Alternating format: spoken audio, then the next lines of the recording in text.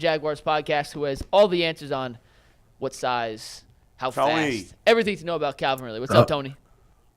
What's happening, folks? How y'all doing? Good. Doing good, Tony. Hey, is that fair to say that Calvin Ridley's been a little up and down this year? Is that a fair analysis? Yeah. Yeah, it is fair. I mean, he has. According to Doug Peterson, though, it has nothing to do with Calvin Ridley's ability. It's just sometimes that's the way the game goes. And we can agree to disagree with that because when you have a number one receiver, I don't care what the ebb and the flow of the game is. You have to force it to him and find him.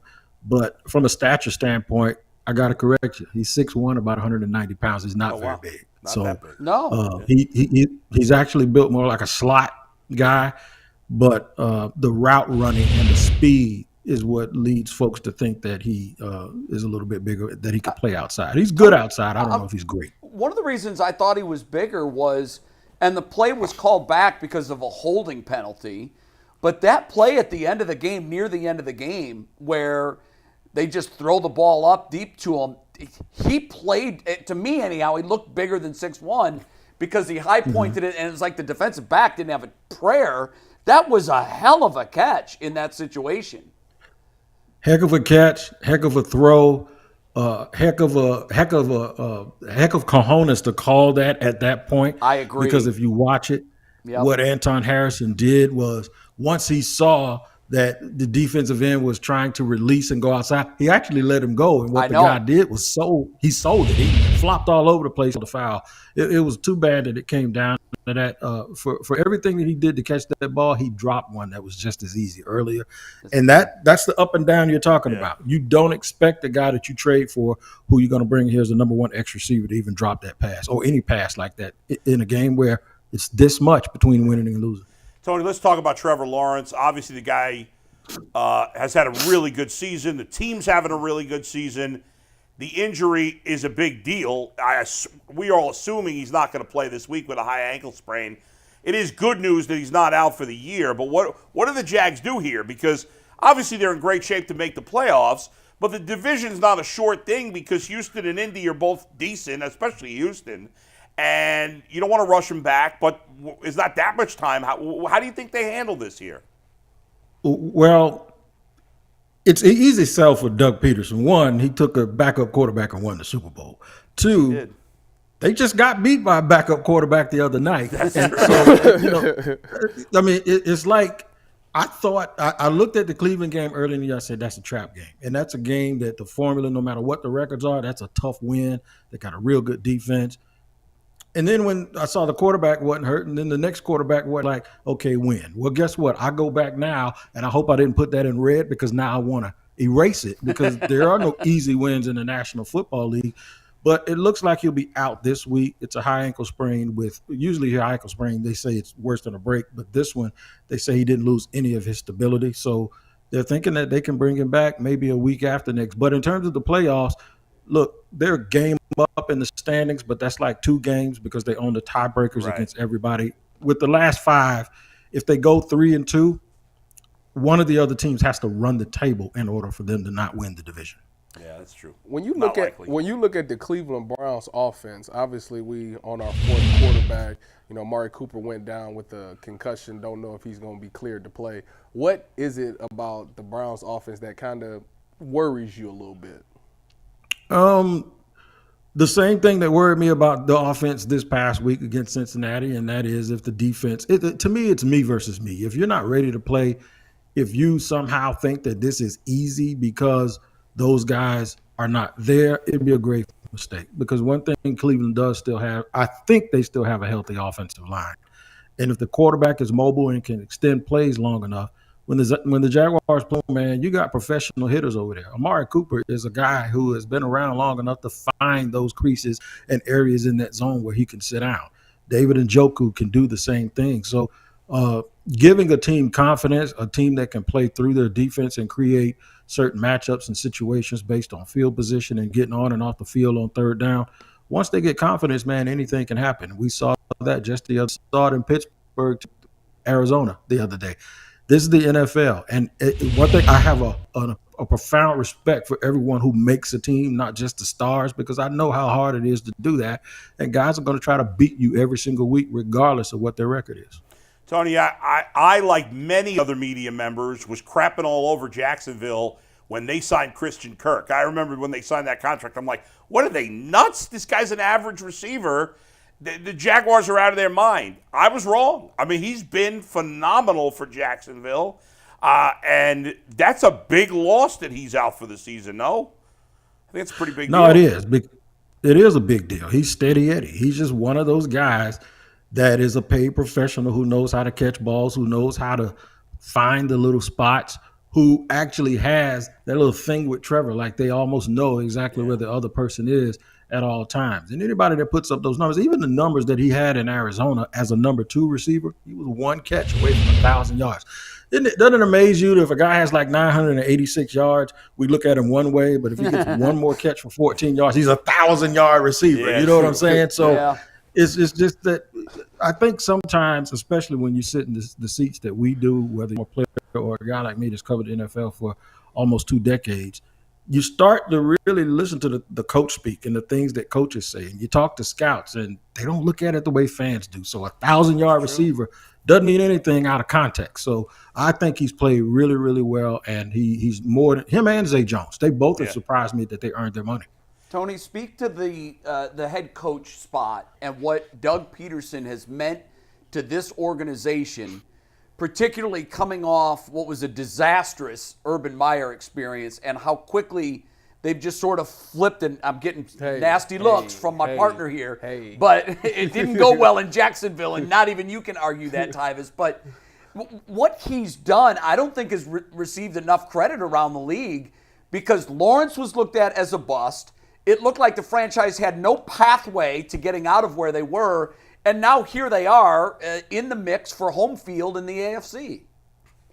Yeah, so I feel 2 ways about that. One of them is I try to look at Doug Peterson on face value for what he truly is, and that's a guy that has won a Super Bowl. Now, the thing that gives you trepidation is no one has ever won a Super Bowl in one place and gone somewhere else in the NFL and won a Super Bowl. So you're sitting there thinking, for him to come here, he has to like walk on water and do something that no one else has ever done.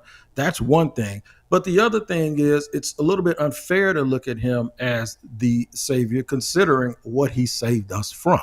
Urban Meyer, in August, his first year, I got a text from a guy who he's a Power 5 coach now, but he used to be a scout in the Jaguars building, who had a lot of friends. And he told me, he said, Bobby Petrino. I promise you, those are the 2 words I got when I text. And I knew what he was talking about. And I said, you're kidding me, right? He says, no. Somebody in that building told him Urban wasn't going to last the whole year. Wow. And sure enough, it started happening. So when you look at Doug Peterson coming in and taking over that situation, yeah, he has done a tremendous job with how he handled everyone and turned them around and didn't have to go in and deal with everybody's psyche and all of that. But a part of that, too, is maybe they cheated the grind a little bit because he actually did flip it too quickly and too fast. And that's almost an oxymoron when you think a coach is supposed to win, right? But I'm talking about in terms of our expectations. Yeah. Maybe our expectations got a little bit too elevated because they won 7 straight games down the stretch and came back from a 27-0 deficit and played well against Kansas City. Was there something in that process that they missed a little bit only because they were allowed to skip to the front of the line? And we'll just have to see. But they continue to not win games at home. Every time they've had a chance to make a statement against a really good team, they've laid an egg. But this is the NFL, and they won 8 straight games on the road. Yeah. It's the craziest thing in the world. They've done things that you're not supposed to do, but then done things that you're not supposed to do in a bad way. Yeah. We'll just have to wait and see. Tony, Travis Etienne, he's injured his rookie year, doesn't play. Last year he was great. He averaged over 5 yards a carry. This year he's under 4 yards a carry. And he seems to be struggling. Now, I'm not watching the Jaguars every week like you are. So is this an Etienne issue or is this an offensive line issue? It's an offensive line issue. Okay. He's a little bit banged up now. He came into the game with what they call a chest injury. I found out it was really his ribs. But you noticed the other night in critical, a guy you guys know very well, Dearness Johnson. Yeah. Dearness Johnson was in the game in critical moments. Yep. And you're like, wait a minute. Doesn't Etienne supposed to be in there? Isn't this their Bryant Westbrook? That's who they throw the screen passes and all of this stuff. I don't think he's himself right now. And I think he's a little bit banged up. And this is a sign that you really do need a 1-2 combination in the National Football League. He takes a lot of hits. He does better this year. Last year, it looked like he had a car accident every single time he got tackled last year. With this year, he started to run a little bit more behind his pads instead of with his legs, and he started to know when he can and can't get a touchdown. So therefore, he started to protect himself a little bit better. But now it's like everybody's teeing off on him because that offensive line, man, I'm telling you, it leaves a lot to be desired. And you guys that have watched or played this game understand this. It's the interior three that's giving them a problem. What worse can you have than a quarterback or a running back that as soon as they get them touched? Yeah, you're right. There was a couple times Dearness got blown up.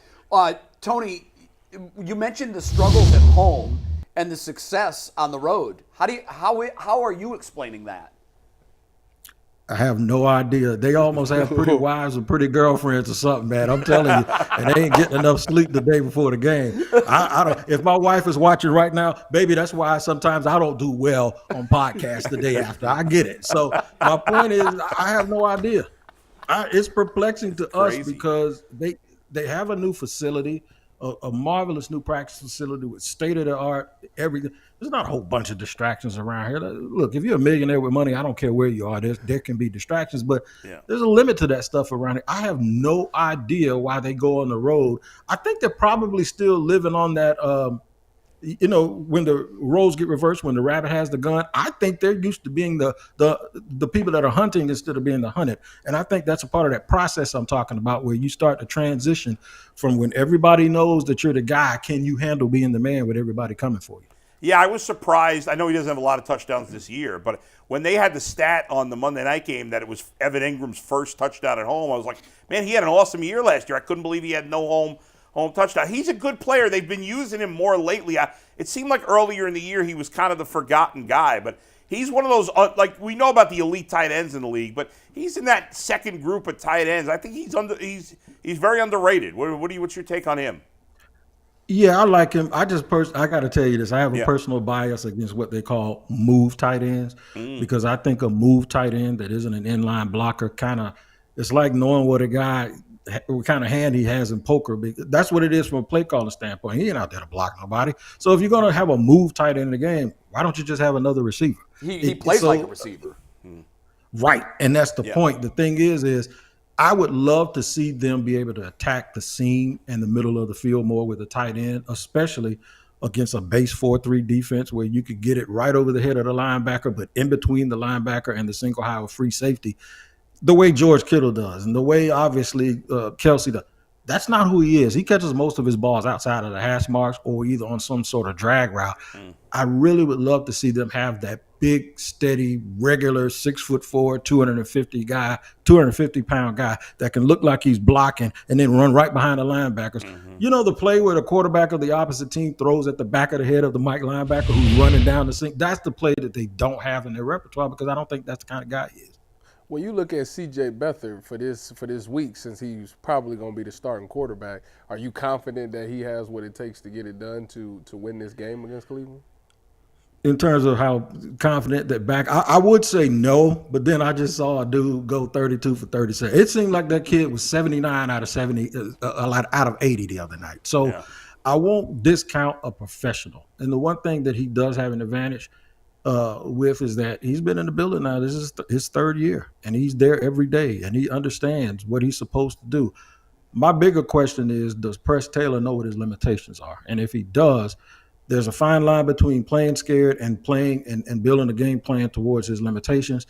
And a lot of times, this is what I get on our fans about. Everyone thinks it's a play calling issue, play calling. And I say, you know what? Coaches spend 3 hours a game calling plays, and half of those are on offense and half of those are on defense. They spend 72 hours planning a game plan. I think the game plan is more important than actually play calling. And I don't know if you guys agree with me, but I think sometimes fans watch the game and think that the dude is just up there like he's playing Madden. Let me try this. No, they're trying what they said all week was working. They have this sheet. This is what we said is going to work. And the worst thing that you can do is go in there and quit on that too quickly or admit that you're wrong halfway through the game, because now you're telling your players that you weren't right about everything you told them to do all week, and you're getting them on the fly to making an adjustment. And I just think and I hope that they put him in the right situation and know what his limitations are, but also be willing to take a chance or two so you get some confidence. Are people in Jacksonville favorite baseball team, favorite basketball team? Probably the Atlanta Braves if you're looking at the Jacksonville natives. And favorite basketball team, I would say, this is funny. I want to say the Orlando Magic, but whenever the Miami Heat are winning, these fans come out of the Miami Heat fans come out of the sewer. I'm telling you, anytime they start winning, I'm just like you. I'm a Laker fan. You know, a Laker fan, whether it's good or bad. We are purple and gold. You know, I'm not with the whole LeBron crew of people that's going to come, and when he leaves, they're going to leave. The Lakers, we're too good for that. So we're not into one player, but it's probably the Magic and the Braves.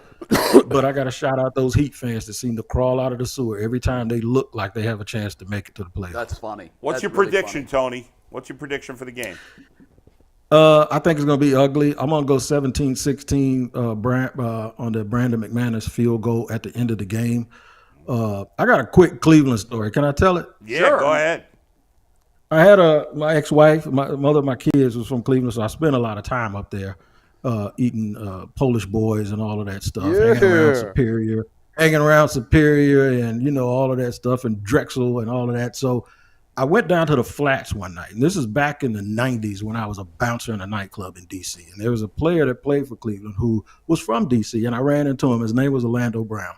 And we talked, and me and Big Zeus hung out. He recognized me, and he introduced me to this girl. He said, man, she's a singer. She's breaking into the industry. I'm going to give you a name and number. Please hook it up. Try to promote it when you get back home. Tell me that.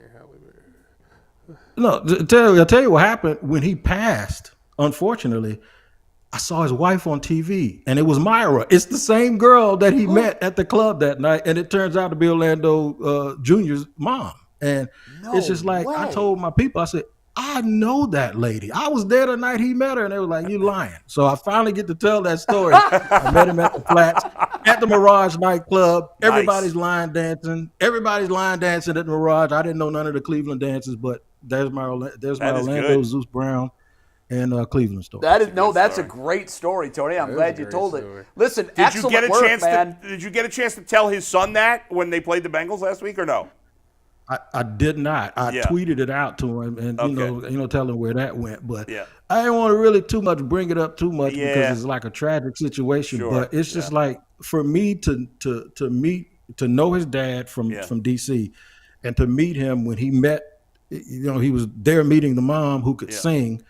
And then I was just like, when he passed, she was on TV with the lawsuit about, you know, him not being able to lift weights. And I was like, this can't be the same person. And as soon as her picture popped up, I was like, well, damn, it was her. Wow. So good, nice little story, man. It is. I'm glad you shared it with us. Tony, great work. Thanks Tony. for joining us, man. Yes. We appreciate it. Enjoy the game I Sunday. appreciate it. All right, thank you. And by the way, dude, Tyvis, you were the best looking dude when you played. I'm just gonna lay that out there. You ain't gotta say Paul. I appreciate that, man. Look at that. We gotta have him back on again. Tony, we're not gonna get him out of the studio. His head's too big. Hey, man. That's it. It's all over now. Tony, thanks. Thanks, Tony. Thank y'all, man. Appreciate it. Great stuff. Mikey, kudos.